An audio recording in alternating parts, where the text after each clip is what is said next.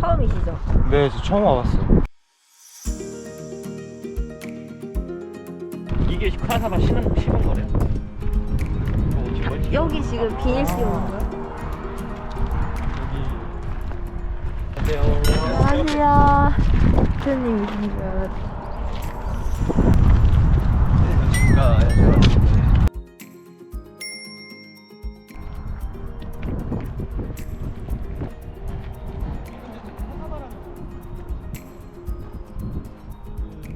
그러면 농가 입장에서는 순환농법의 한 개념으로 그걸 이제 톱밥식으로 농장에서 김원철 대표님에게 카사바 농작물에 대한 이야기를 많이 들었고, 이제 청년 농업에 대해 이야기를 나누러 한국에서 카사바라는 작물을 처음으로 재배한 재배 노하우가 없이 스스로 이렇게 터득하시면서 하셔야 됐을 텐데, 그런 점에서 카사바 농업의 개척자로서 되게 존경스럽다는 생각이 드네요. 그 모코대학교랑 지금 MOU 체결해서 지금 진행을 하고 있고, 몇 군데랑 지금 청년 농업인 그리고 귀농인들 위주로 해서 같이 좀 으쌰으쌰 해보려고 좀 많이 하고 있습니다.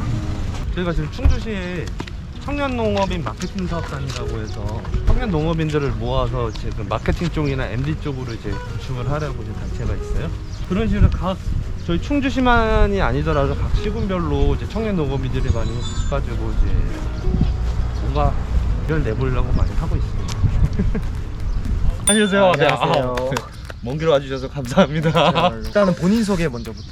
충북 충주에서 이제 카사바 그리고 고구마를 재배하고 있는 청년 창업농 만 34세 김원철이라고 합니다. 하루 일과가 어떻게 되시나요? 지금 보통 하루 일과는 거의 농업인들이랑 좀 비슷하다고 생각하시면 되고, 뭐 새벽에 일어나가지고 뭐 약 주고 풀 죽이려고 풀약 주고 고구마를 심고 재배하고 그걸 수확하고 하기 위한 모든 행위들을 계속 하죠. 이름을 네. 공두가 농장으로 지으셨는데 네네네. 이유가 있으신가요? 스님을 통해서 이제 이름을 받은 거예요. 우연찮게 이제 전에 사업을 하려고 하나, 이제 그때 당시 생각이 있었거든요. 농업 쪽으로 이제 전향할 그런 부분이 있어서 이제 사사로운 이익보다는 이제 공익에 앞장서고, 이제 저희가 수익을 벌고 이런 부분에는 어느 정도 이제 사회에 환원을 하고, 이제 공동체 아니면 이제 더 나아가서 주변 사람들을 이제 도와가면서 살아가고 싶다라는 부분들이 내포되어 있다고 생각하시면 좋을 것 같습니다.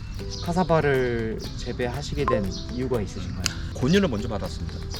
이제 충청부터 기술원에서 저 카사바를 가지고 신소득 작물로 해서 이제 진행을 하고 있는데 어떻게 관심이 있냐.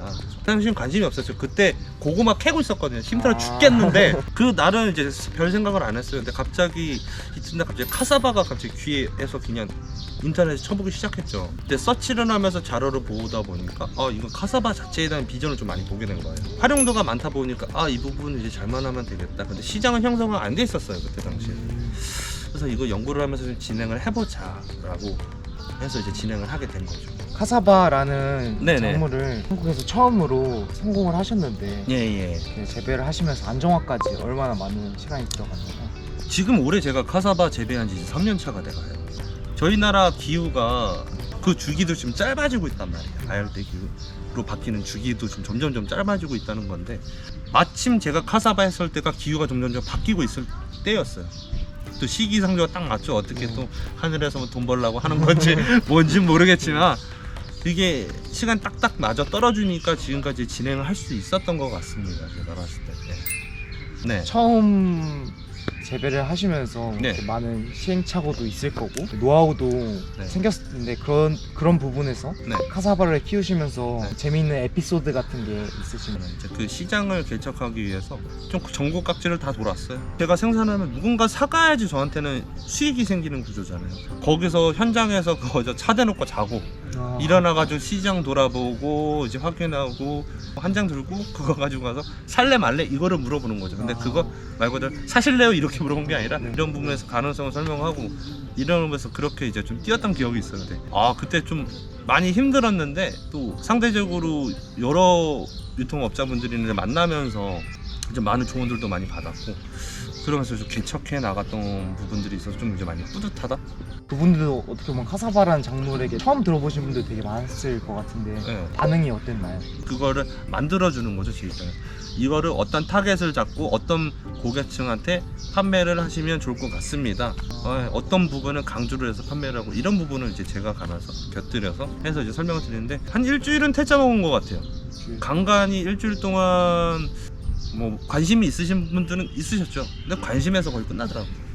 그게 이제 실행까지 옮겨지기까지는 거의 한 두세 달 걸린 것 같아요. 2달 동안 계속 했던 건 아니고 10일 정도 그렇게 하고 틈틈이 시간 날 때마다 이제 돌면서 이제 팔로 고치고 조금씩 해나갔던 거죠. 유통은 어떻게 이루어지나요? 카사바 유통 같은 경우는 저는 지금 온라인이랑 오프라인 쪽으로 나눌 수가 있어요. 저는 이제 온라인 쪽이 60에서 70% 사이고 오프라인 쪽이 거의 30에서 40% 정도 보시면 돼요. 인터넷이나 그리고 라이브 커머스라고 해서 라이브 뭐 홈쇼핑처럼 방송하는 거죠. 네 아니고 이거 겁나 좋아요 이러면서 판매하는 거 있잖아요. 네.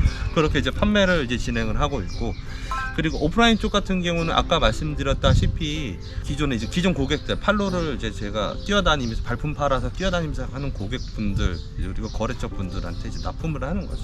오프라인 쪽에 한 가지 더는 이제 플리마켓이라고 농업인들이 많이 하시죠. 직거래 장터라고도 많이 하죠. 그런 부분으로도 이제 판매를 많이 하고 있고요. 이런 점을 알았으면 더 좋았을 텐데 하는 부분이 있나요? 솔직히 많죠. 너무 많아요. 근데 많은데 네. 그 중에서 굳이 하나를 꼽자면 네. 정보죠.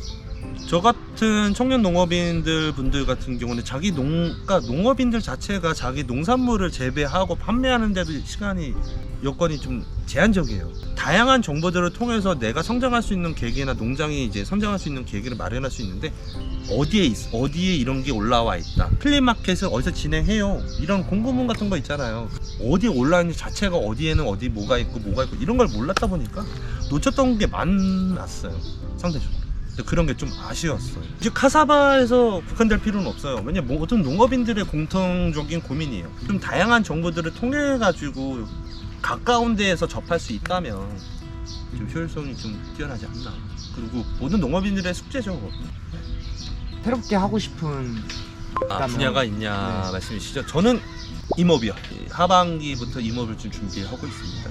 임업은 저희 흔히 하시는 뭐 산에 관련된 작물들도 있고 뭐 나무도 있고 뭐 이런 부분인데 이제 사업 구성한 게 있어서 그게 이제 임업이랑 밀접한 관계가 있습니다. 시간적인 효율이나 리사이클을 생각을 했을 때 아무래도 농업적 비중을 많이 쏟겠지만 임업 쪽으로도 이제 같이 병행하면서 농업이랑 임업이랑 분야 자체는 같지만 맥락은 똑같거든요.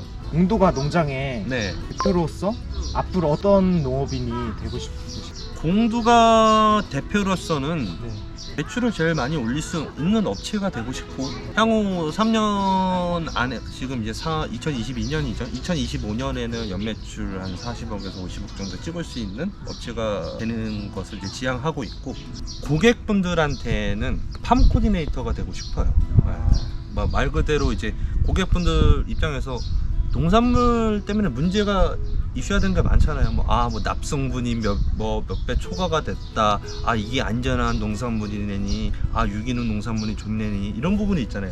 근데 고객분들도 많이 아시지만은 명확하고 정확한 부분들 많이 모르시잖아요. 그러니까 그런 거를 어떤 농산물들은 어떻게 좋습니다. 이런 부분을 이제 안내를 하고 고객님한테 이런 농산물이 맞습니다. 농업인들이나 이제 다른 부분 입장에서는 아무래도 농업 쪽을 좀 선도해 나가서 이제 다른 이제 후배 이제 농업인들을 많이 육성하고 이런 부분에 좀 많이 저희가 어떻게 보면 스마트 파머를 찾아서 인터뷰를 하고 이제 말씀을 들으면서 다니고 있거든요. 새로운 시설이나 아니면 새로운 작물에서 새로운 방식으로 키우시는 분들을 스마트 파머로 저희는 정의하고 있는데 네.